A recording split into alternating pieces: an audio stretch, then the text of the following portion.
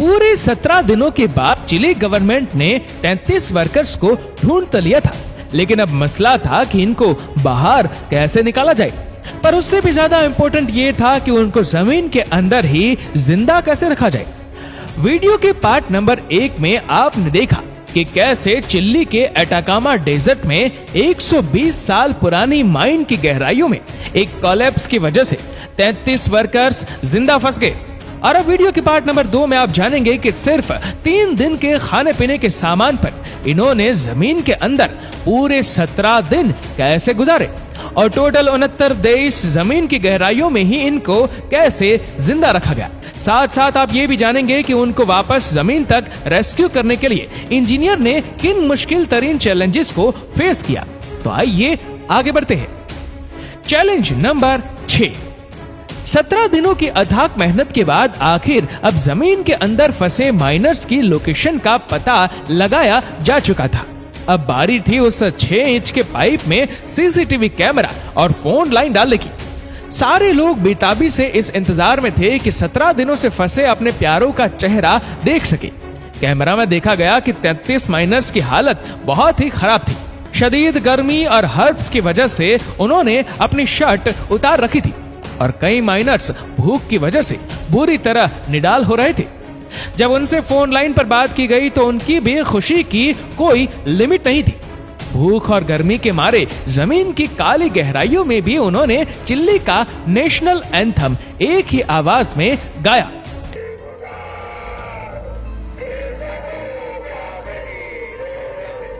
Louis उर्जवा, जो उन फंसे वर्कर्स का शिफ्ट सुपरवाइजर था, उसने बताया कि माइन कोलैप्स होते ही उसने सारे वर्कर्स को इकट्ठा किया और उनको रेफ्यूज तक लेकर आया, क्योंकि वहां सिर्फ 3 दिन का खाना पीना मौजूद था। इसी वजह से शिफ्ट सुपरवाइजर ने पहले दिन से ही खाना डिस्ट्रीब्यूट करने में अपना हाथ टाइट रखा। हर वर्कर को सिर्फ 1 घूंट दूध और 1 स्पून टोना का दिया जाता था, और वह भी रोजाना नहीं बल्कि हर दूसरे दिन। लेकिन उसके बावजूद भी यह खाना सिर्फ 14 दिनों तक ही चल सका। शिफ्ट सुपरवाइजर ने यह भी बताया कि पिछले 3 दिनों से उन्होंने ना ही कोई खाना खाया है और ना ही पानी का एक कतरा भी पिया है। यानी अब ये माइनर ऐसी हालात में थे कि अब एक एक करके इनकी मौत वाकई ही होने वाली थी। नंबर 7। बाहर मौजूद रेस्क्यू टीम का अब सबसे इंपॉर्टेंट चैलेंज ये था कि किसी भी सूरत में 2300 फीट नीचे फंसे माइनर्स तक खाना और पीना पहुंचाया जाए, और वो भी सिर्फ 6 इंच मोटे इस सुराख से। लेकिन इस मसले के अलावा एक और मसला भी था। जिस खाने के लिए वह बेताब हो रहे थे वो इनको एक ही झटके में मार भी सकता था। जी हाँ, क्योंकि पिछले 17 दिनों से वर्कर्स की बॉडी के मिनरल्स और विटामिन्स ड्रेन हो चुके थे। इसी वजह से जब अचानक उनको खाना मिलेगा तो हार्ट अटैक की वजह से उनकी मौत भी हो सकती है।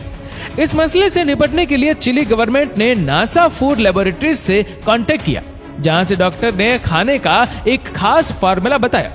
इस फार्मूला में कार्बोहाइड्रेट और ग्लूकोज एक खास मिकदार में डाला जाना था, जिसके बाद ये स्पेशल खाना तैयार किया गया और पाइप में डालकर नीचे भेजा गया।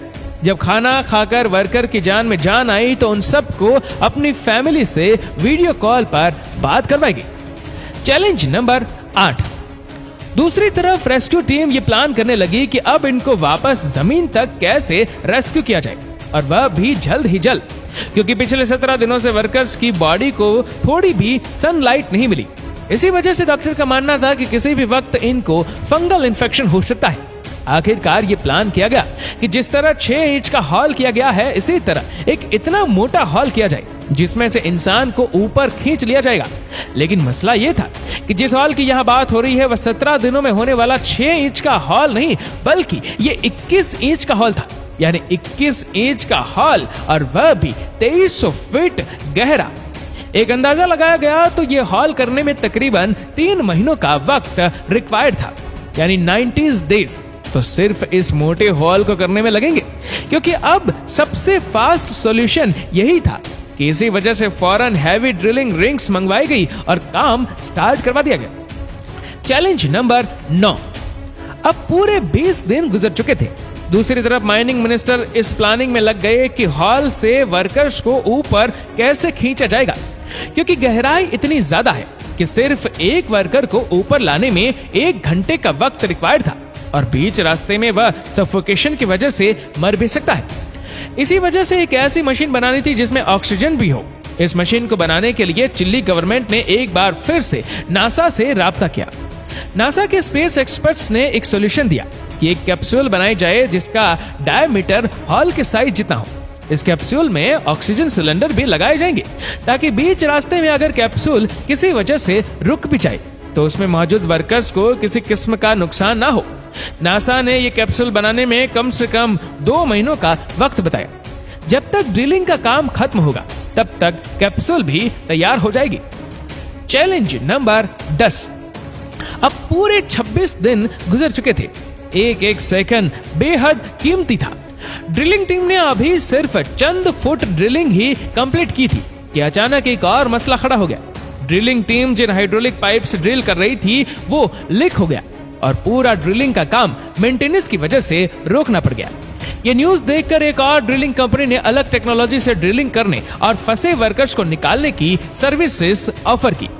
तभी ये सोचा गया कि सिर्फ एक ड्रिलिंग से काम नहीं बनेगा बल्कि किसी और टेक्नोलॉजी से ड्रिलिंग का ऑप्शन भी रखा जाना चाहिए। यानी प्लेन बी बनाने का वक्त आ चुका था।